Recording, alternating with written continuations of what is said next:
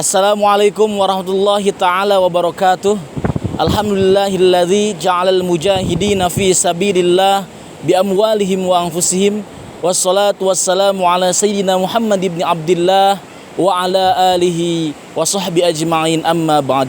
Asyhadu an la ilaha illallah wahdahu la syarikalah wa asyhadu anna Muhammadan abduhu wa rasuluh la nabiyya ba'dah.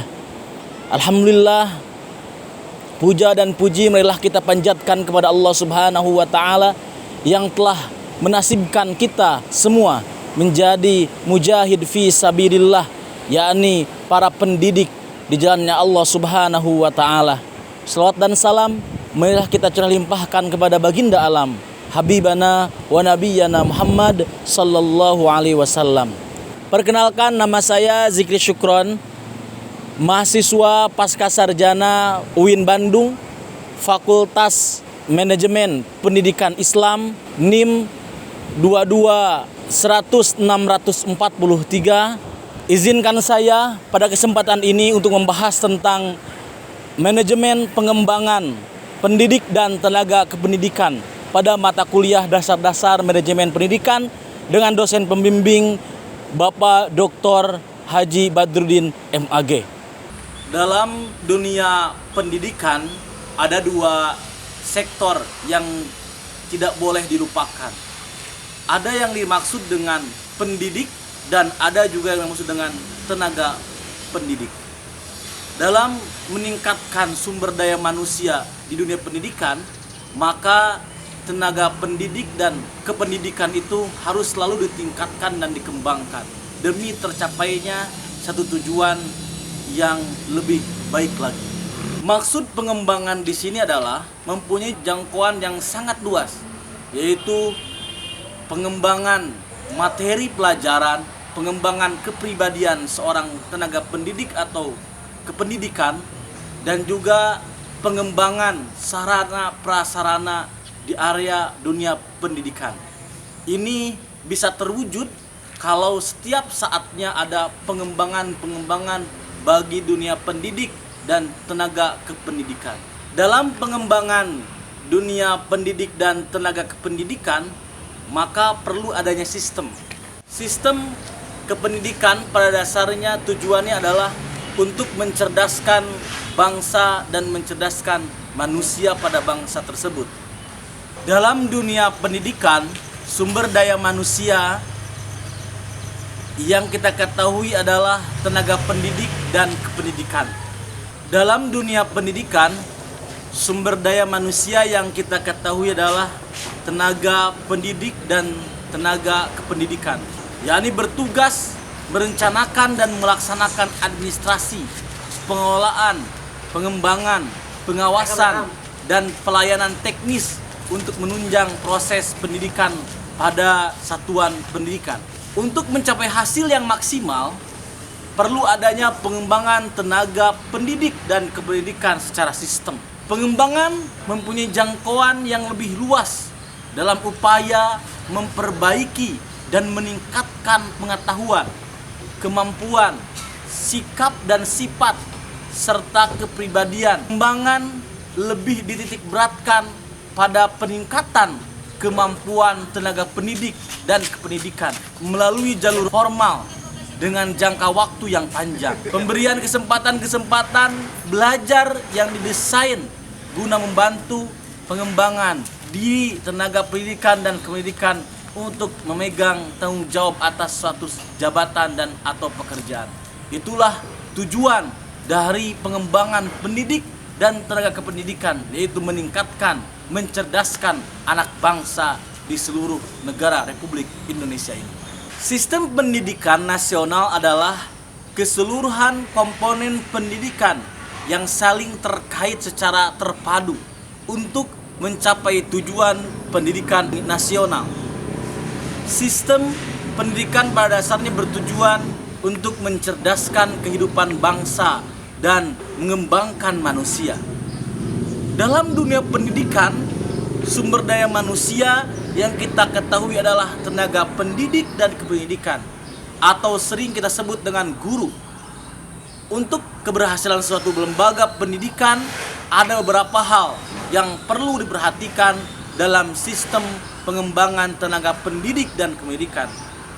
Tujuan dari sistem pengembangan tenaga pendidik dan pendidikan diharapkan dapat menunjang proses kegiatan belajar mengajar di suatu lembaga pendidikan sesuai dengan tujuan sistem pendidikan nasional. Tadi kita membahas pendidik dan tenaga kependidikan.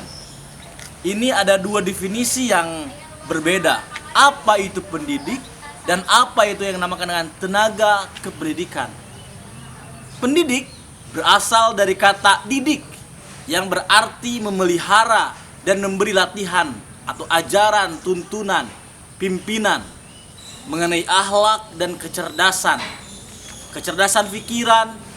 Kemudian kata didik ditambahkan awalan P menjadi kata pendidik.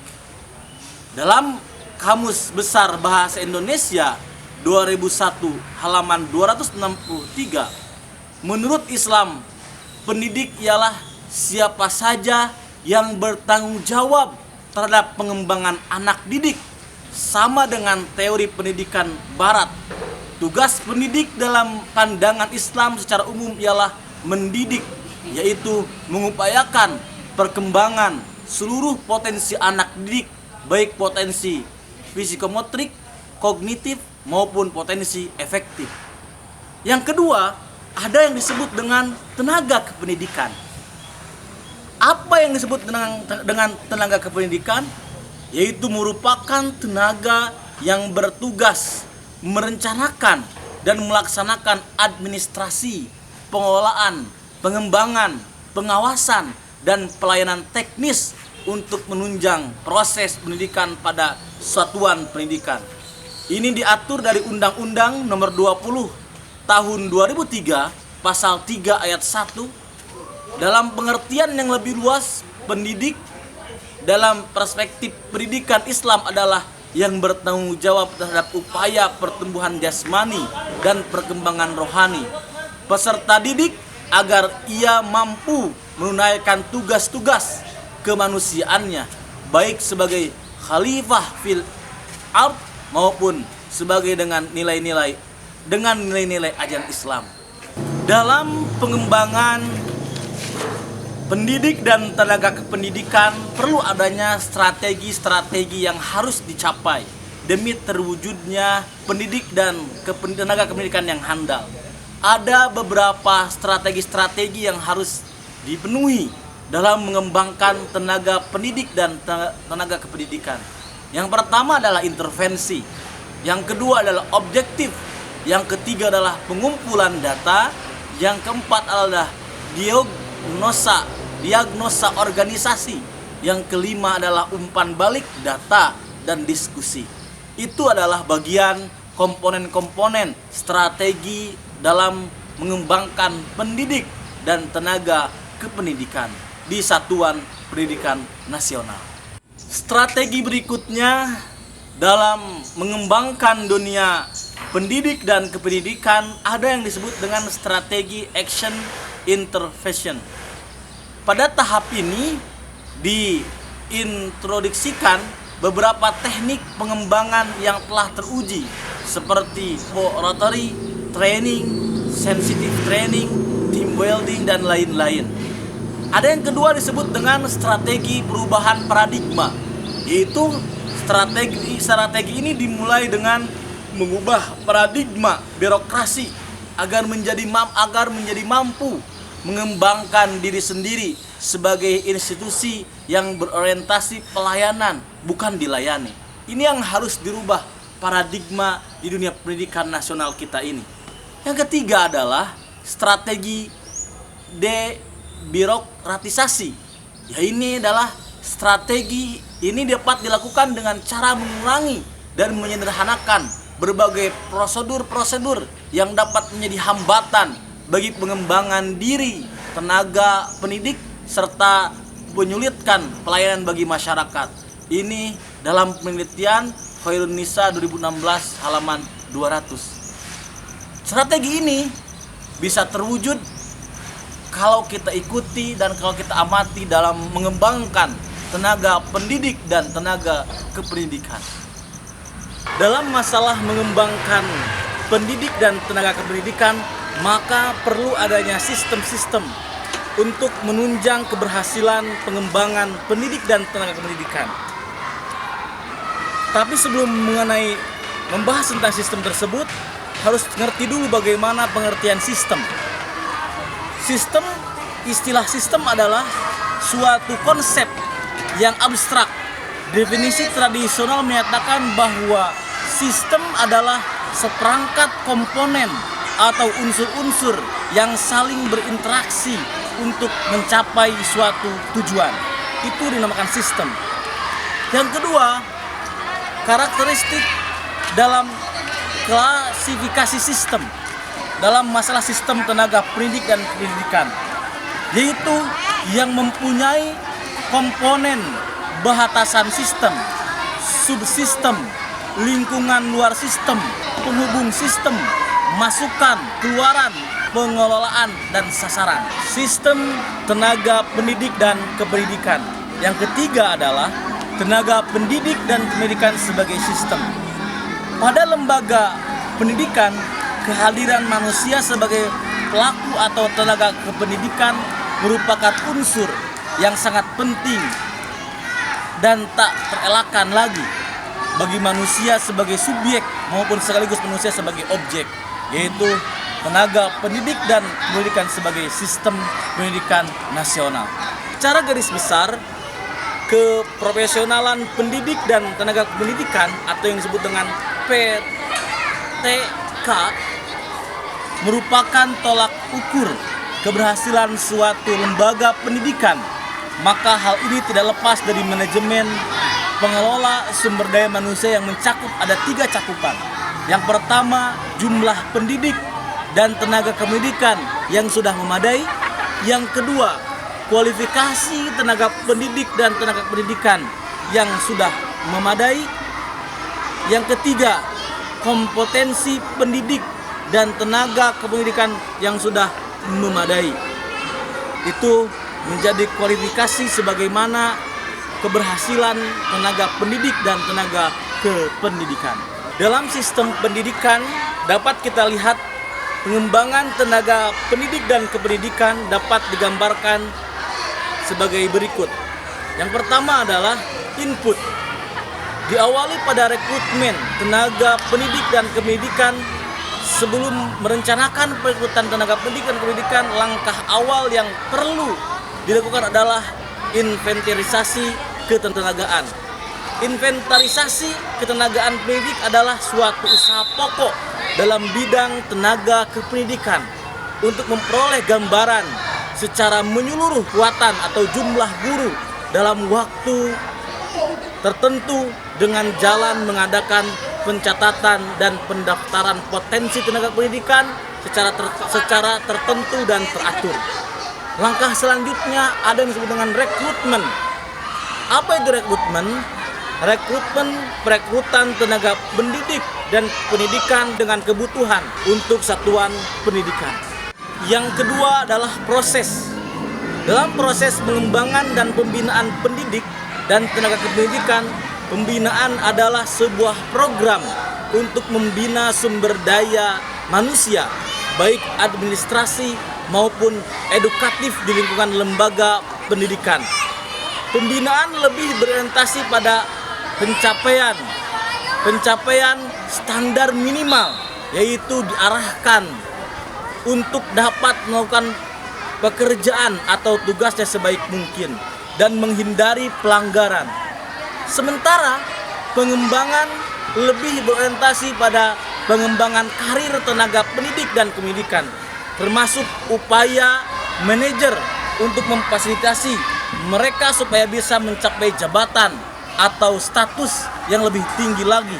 Salah satu bentuk program pengembangan tenaga pendidik dan pendidikan adalah melalui program pelatihan dan pendidikan. Yang ketiga adalah output.